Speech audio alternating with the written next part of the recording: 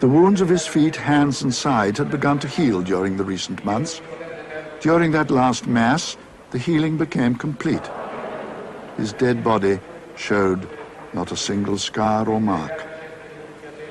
He was already sharing his Saviour's resurrection.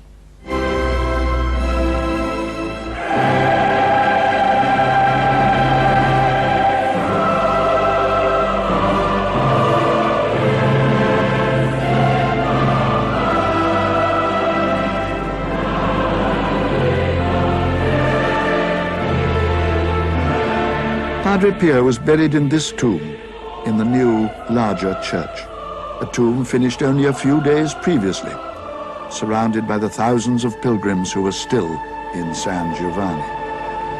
How wonderfully God seems to arrange these things.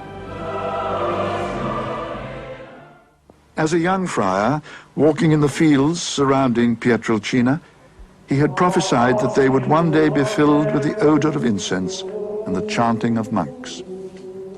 On that spot, a seminary was built 30 years later, through the generosity of an American lady, Mary Pyle, who helped with English-speaking pilgrims for many years in her house near the friary. Her assistant, Carmela, will always remember what Padre Pio said to her shortly before his death. Carmela is saying that she asked Padre Pio what they would do after he had gone.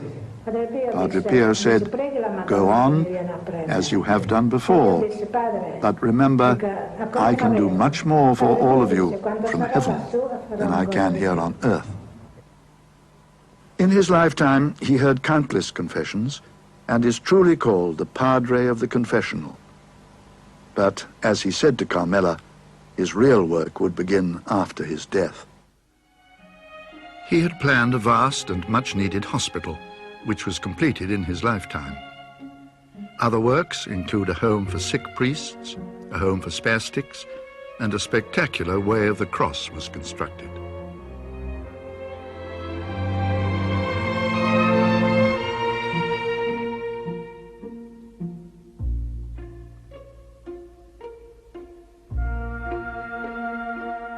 Here, he is depicted as Simon of Cyrene, the man taken from the crowd to help bear Christ's cross to Calvary. Padre Gerardo described Padre Pio as the greatest mystic of our century.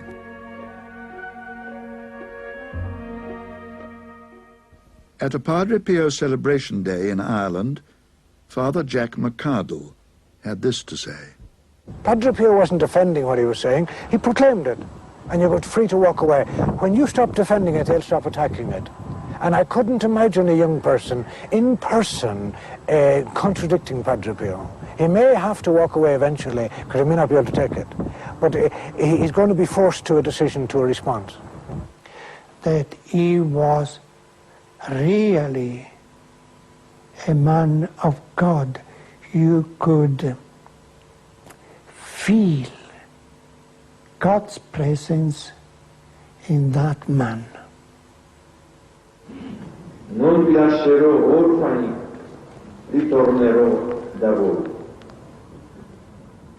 Il tempo pasquale, cari fratelli e sorelle di San Giovanni Rotondo. On the occasion of his visit to San Giovanni Rotondo in 1987, the Holy Father said, "I wish to thank the Lord with you for having given Padre Pio to this generation in this very tormented century. In his love for God and for his brothers, he is a sign of great hope, and he invites us all not to leave him alone in this mission of charity."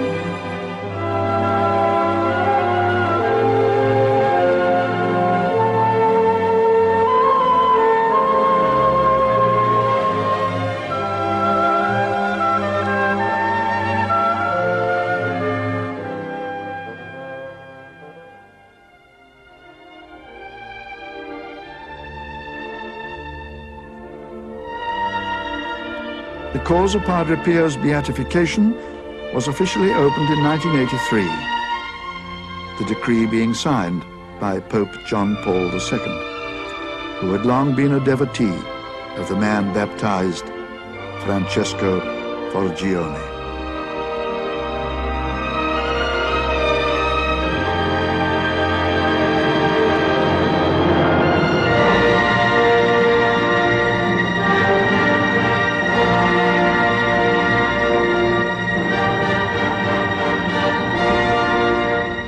Pray, hope, and don't worry.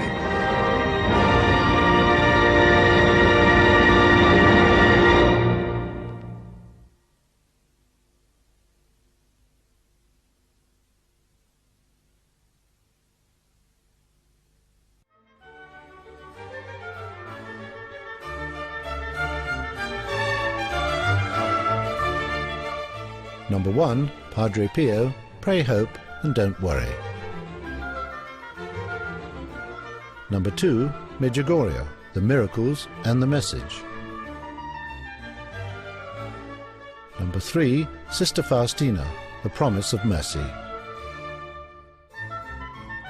Number 4, At the Gates of Heaven.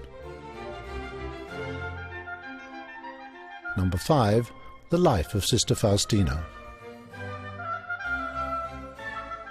Number 6, I Can Refuse No One.